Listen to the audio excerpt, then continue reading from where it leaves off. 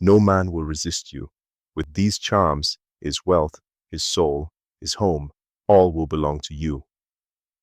In Lagos, wealth can build walls high enough to hide secrets, but even the tallest walls cannot stop betrayal from creeping in. This is the story of Madame Adesua, whose tears became rivers of shame, and of Ngozi, the maid, who rose from dust to claim a victory already cursed.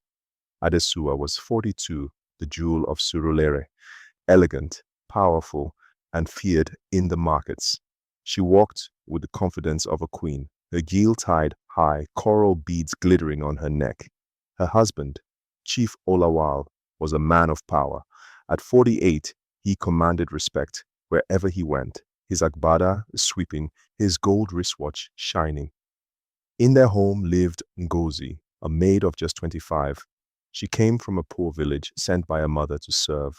Her clothes were plain, her footsteps light, but her eyes carried something dangerous, a hunger that no one noticed at first. It began one night when Madame traveled for business. Ngozi served Chief his evening meal. The candlelight danced against her skin. Chief's eyes lingered too long. When she placed the tray before him, he caught her hand. A smile broke across his face, and into her palm he pressed his gold wristwatch. "A gift," he whispered. From that night, the bond between master and maid was sealed, not with respect, but with temptation. But gifts were not enough for Ngozi. She wanted more. Her mother, Mama Ifeoma, was an old woman steeped in secrets.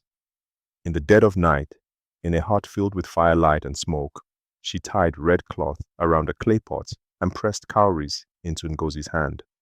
"My daughter," she said, her voice cracking like dry wood, "no man will resist you. With these charms, his wealth, his soul, his home, all will belong to you." Ngozi bowed her head, her heart swelling with ambition. When Adesua returned, her spirit felt unsettled. Her husband's laughter was different. Her maid's plain clothes now carried the scent of costly perfumes. "Chief," she asked one evening, "is there something you are not telling me?" But Chief looked away. He denied, but his eyes betrayed him. Ngozi, standing in the shadows, hid her smirk. It was Iyabo, the daughter of 17, who stumbled upon the truth. One night, she opened the wrong door and froze. Inside, she found her father in the arms of the maid. The scream tore through the house like thunder.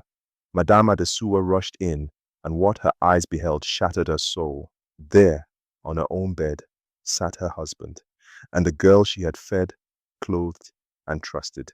Adesua's cry was a wail that echoed into the night. Shame cannot live in the same room as pride. Adesua packed her bags and left her home, her daughter by her side. And Ngozi? She rose. She wore Madame's jewelry, walked Madame's hallways, and slept on Madame's bed. She became the woman of the house.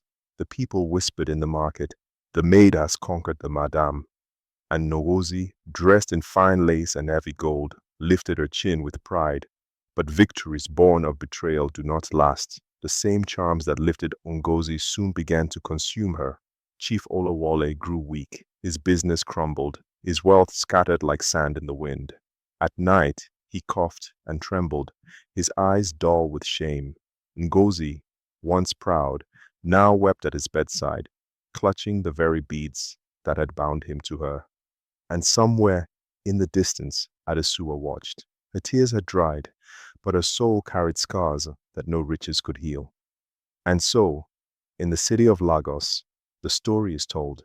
Madame's tears built Ngozi's victory, but a throne stolen by deceit is a throne already cursed. Remember this: money can buy pleasure, charms may win desire, but betrayal always collects its price.